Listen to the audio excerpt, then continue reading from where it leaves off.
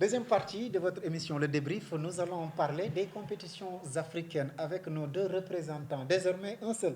Mais en tout cas, notez que c'est fait. Génération Foot va jouer le prochain tour de la Ligue africaine des clubs champions. L'Académie de Denis Biramdao est allée au Caire pour décrocher ce match nul précieux, 0 but partout face à Misr El Makassa, 0 but donc partout, je le disais tantôt.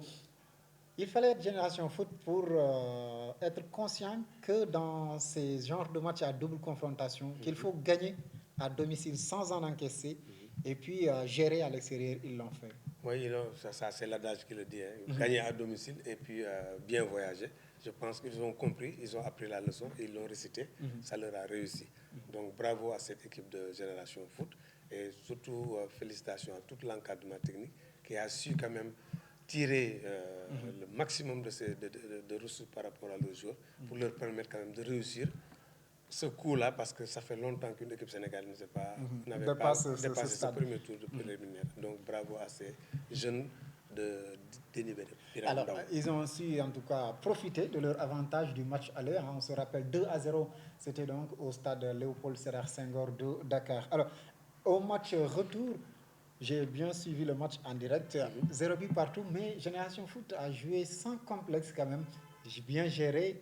Ils ont eu des occasions, même s'il y avait bien évidemment plus d'occasions côté égyptien, mais ils ont géré jusqu'à la fin du match beaucoup plus de minutes en temps additionnel. Ils ont joué 7 minutes de temps additionnel. Donc, ça aussi, on en parlait, hein, l'arbitrage côté égyptien, bon, à l'extérieur surtout, qui fait toujours défaut pour les équipes sénégalaises. C'est ça, on le savait. Hein, on savait qu'avec les équipes maghrébines en général, quand vous vous déplacez chez eux, c'est de la triche, c'est de la provocation, c'est des temps additionnels, c'est des coups francs imaginaires. Mais heureusement pour cette formation, ils ont su quand même être à la hauteur de l'événement. Et déjà, ragaillardi d'abord par leur succès 2-0 à Dakar. Parce que quand vous n'encaissez pas de but à Dakar, déjà, avec une avance de 2 buts, tout était permis. Parce que là, il fallait laisser l'adversaire attaquer, les contenir et profiter de chaque occasion pour essayer de faire mal, marquer un but. À défaut, et ne les empêcher de marquer, c'est ce qu'ils ont fait. Alors, on peut comprendre que Génération Foot a donc bien géré cette double confrontation, 2-0 à l'aller, 0 but partout au retour. Est-ce que GF est devenu une grande équipe? En tout cas, c'était le scénario parfait. Donc, tout le monde aurait signé de deux mains avant le confrontation. Donc, ils ont bien réussi leur coup. Maintenant, j'espère qu'ils vont continuer à gérer cette situation-là. Ils ont peut-être beaucoup appris l'an dernier. Ah oui, ils ont résumé les leçons de l'année dernière. Parce qu'ils étaient tout prêts aussi l'an dernier. L'année dernière, ils étaient tout prêts, mais manque d'expérience, manque d'expérience au niveau surtout africain, ce qui leur avait fait défaut. Mais cette année, ils ont appris vraiment la leçon de l'année dernière. Au prochain tour, ce sera un adversaire beaucoup plus redoutable. Auréa AC, le club où évolue le gardien international Khadim Ndiaye. En tout cas, en termes d'expérience, ils sont beaucoup plus cotés. Ils ont joué la phase de poule, une demi-finale même tout récemment, sous la houlette aussi de Amara Traoré. Une équipe quand même qui nous a créé beaucoup de tort ces dernières années. On se rappelle, il y a les 2 dernières années, disons, ils nous ont éliminés. Ils ont éliminé l'AS Douane. Hein? Ils ont aussi éliminé la saison passée l'Union sportive de Gorée. Et avec la manière, ils ont même laminé à la phase retour. Cette année, est-ce que Génération Foot pourra tuer ce chat noir qui nous poursuit? En tout cas, on l'espère de tout cœur, hein, d'autant plus que cette équipe de Génération Foot a beaucoup plus d'expérience maintenant sur le plan africain. Ensuite, je l'ai rappelé tout à l'heure, avec un staff technique aussi étoffé, composé de Olivier Perrin, formateur FC Metz, Ablaye Sarr qui a été longtemps au sein des équipes nationales du Sénégal, avec les moyens, ensuite avec une bonne hygiène, avec une bonne préparation. Je pense que Génération Foot a beaucoup plus d'atouts par rapport à l'AS Douane il y a 2 ans et à l'US Gorée l'année dernière. Alors, en tout cas, ils ont peut-être l'avantage de jouer à l'extérieur d'abord et puis de recevoir à la phase retour. Voilà, donc là, c'est la chance des futurs champions. Hein. Donc, c'est vrai. Vous savez, en sport aussi, il y a le facteur chance qui peut être déterminant. Déjà, aller faire un bon résultat à l'aller, s'imposer à domicile, relève beaucoup plus possible que... Et qui sait, peut-être une victoire même si à l'aller. voilà, il suffit de marquer un but à l'aller et faire un bon résultat, un but partout par exemple, et là, toutes les portes sont ouvertes. L'autre représentant sénégalais, désormais ex-représentant sénégalais, c'était Mbour Petite Côte, qui malheureusement va s'arrêter là pour ce premier tour des éliminatoires pour la Coupe CAF cette fois-ci, après une défaite au Maroc devant la Renaissance sportive Berkane, 2-1. L'équipe de Mbaye Diouf Dia a été donc tenue en échec à domicile au stade Caroline Faye par cette équipe de la RS Berkane. Un but partout. Pourtant, comme à l'aller, ils avaient mené jusqu'à la 75e minute pour voir l'équipe adverse égaliser via donc ce joueur qui a été d'ailleurs élu meilleur joueur du dernier CHAN. Tout à fait. Là, est-ce qu'on peut parler d'expérience? Oui, l'expérience a certainement joué, hein, mais ils ont aussi joué de malchance et d'inexpérience aussi, parce que Mbour Petite Côte, si vous vous souvenez, à l'aller, ils ont mené un but à 0 jusqu'à la 65e minute avant de se faire rejoindre, puis se faire battre par 2 buts à 1. Là aussi, ils ont récidivé, ils ont mené par 1 but à 0 jusqu'à la 75e minute pour se faire encore égaliser. Donc il y a quelque chose à revoir de ce côté-là, parce que quand même, avec ce but-là à 0, Mbour Petite Côte était déjà qualifié. Peut-être qu'il fallait revoir un peu la stratégie défensive pour pouvoir sortir de ce match-là en n'encaissant pas de but. Est-ce qu'il ne fallait pas peut-être jouer, chercher un second but et puis gérer? Oui, mais vous savez, quand vous cherchez un second but, ça devient plus difficile parce que vous êtes porté à l'attaque et vous dégarnissez un peu le milieu, éventuellement la défense. Alors qu'avec un seul but, tout le problème était réglé. Peut-être qu'il fallait contenir l'adversaire et essayer de jouer par contre. Alors, puisqu'on parle de compétition africaine, nous allons justement parler de la Super Coupe d'Afrique qui a eu lieu, c'était donc samedi, dominateur, mais mise en échec sur un penalty. Le Wydad de Casablanca, finalement, a eu besoin d'un simple coup franc pour justement remporter ce trophée face au tout-puissant Mazembe, qui n'est plus tout-puissant, peut-être 1 but à 0. Oui, le tout-puissant Mazembe a un peu perdu de sa puissance. Hein. Donc, depuis quelques années, c'est un peu à reculons qu'ils vont, mais ils sont toujours là. Quand même, c'est la marque des grandes équipes. Justement. Faire toujours partie du dernier carré. Ça a le don quand même de renforcer vos caisses et ensuite d'acheter des joueurs pour pouvoir repartir. C'est une bonne chose que de faire partie des meilleurs en Afrique.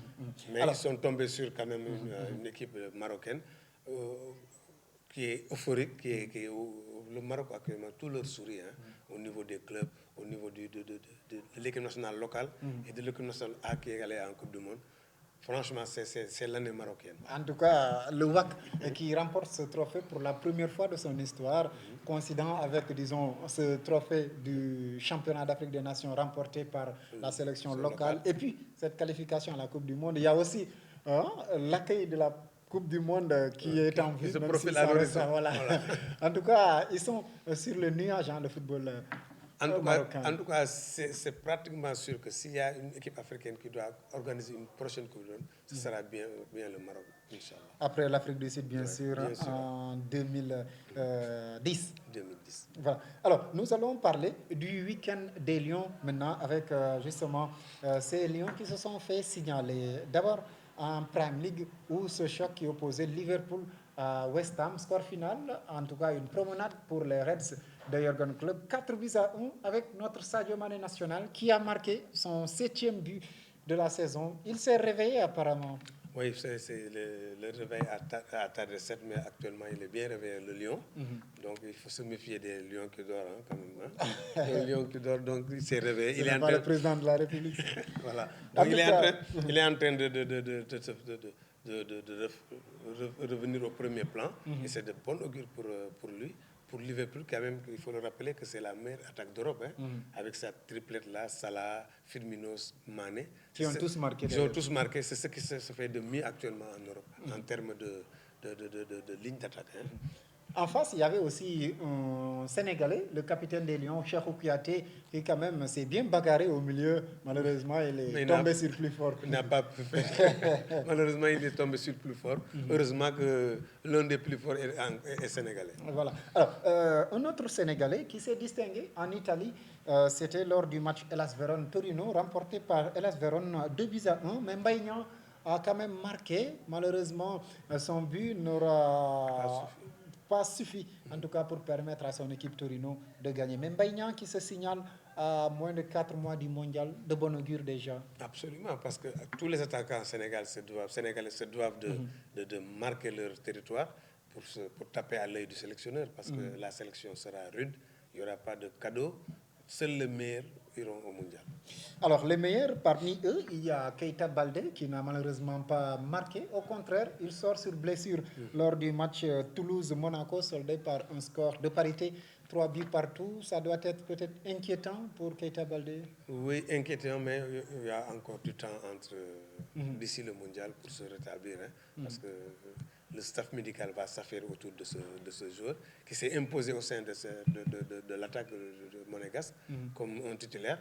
Donc, même s'il n'a pas marqué, c'est quelqu'un qui bouge beaucoup, qui fait jouer ses partenaires, qui apporte beaucoup surtout sur la pénétration, les débordements, les duels 1 contre 1. Actuellement, il est en train de faire une très bonne saison. J'espère qu'il va se rétablir rapidement pour rester... En tout cas, il a subi le week-end dernier. L'autre joueur qui subit souvent, c'est Ismaïla Sarr, qui n'a malheureusement pas marqué. Mais il a quand même provoqué un penalty qui fait polémique parce que les Troyens jusqu'à... Oui, il en a abusé, il a même failli provoquer 2 pénalités. Donc voilà. Ismaïla Sarr, c'est vrai, c'est pas un buteur patenté, mais c'est un joueur qui provoque beaucoup, qui est un joueur de rupture, hein, il va très vite dans le dernier tiers, il fait la différence, mais il gagnerait mieux à être un peu plus lucide sur cette partie du terrain-là, et surtout éviter de se faire prendre pour un tricheur, parce qu'après, finalement, quand il y aura un pénalty vrai, l'arbitre va dire qu'il a l'habitude de tricher.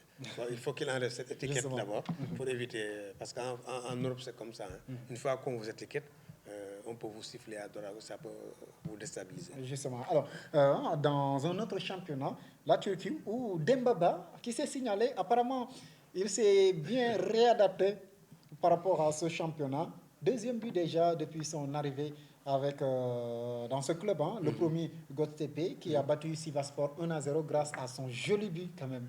Oui, Dembaba, c'est un buteur, tout le monde le sait. Mais on avait créé un peu pour sa carrière, avec justement, sa fracture-là, contactée au niveau en Chine. Mais heureusement pour lui, il est revenu à son meilleur niveau. C'est déjà un combat de gagner. Le fait de pouvoir rejouer au football, de refaire son métier qu'il aime très bien. Et je pense regagner une place de titulaire dans un championnat turc qui est devenu un championnat, je dirais, ça va faire partie le 6e championnat en Europe actuellement, après les 5 grands championnats. C'est la Turquie qui vient juste derrière. Hein. Donc, je pense que c'est une très bonne chose pour lui déjà de retrouver la forme physique, ensuite de pouvoir rejouer au football. C'est déjà bien. Alors, en Turquie, il y a aussi Stéphane Badji qui a marqué ce week-end. Malheureusement, lui, on l'a perdu de vue en sélection. Disons, depuis l'avènement d'Aliou Cissé, il n'est apparu que, je pense, 2 fois. Et puis le reste, il est placé aux oubliettes. Est-ce qu'il mérite de revenir? Mais bien sûr. Vous savez, la porte de l'équipe nationale est fermée pour personne. On l'avait dit tantôt, c'est un éventail de 35 à 40 joueurs qui sont susceptibles de porter le maillot. Et il fait partie de cet éventail de joueurs-là. C'est un excellent footballeur qui joue à plusieurs postes, qui peut jouer latéral, peut jouer à pratiquement tous les postes. Donc c'est quelqu'un qui peut servir dans une... Stéphane Badji, donc ancien capitaine du Kazaspor de Ziguinchor, qui se trouve en difficulté apparemment. Mais en restant en Turquie, nous allons parler du cas Moussa Sow quand même. Parce que depuis ce transfert, il n'a pas encore marqué. Il est souvent sur le banc. Alors, à 100 jours, disons, du mondial, lui qui a été acteur de cette qualification, est-ce que ce n'est pas inquiétant, disons, sa place dans le groupe des 23? Effectivement, c'est un cas inquiétant, parce que Moussa Sow, on l'a connu buteur, et puis on l'a connu sage au niveau de la tanière pour conseiller ses jeunes partenaires. Mais malheureusement, la compétition, il n'y a pas de sentiment.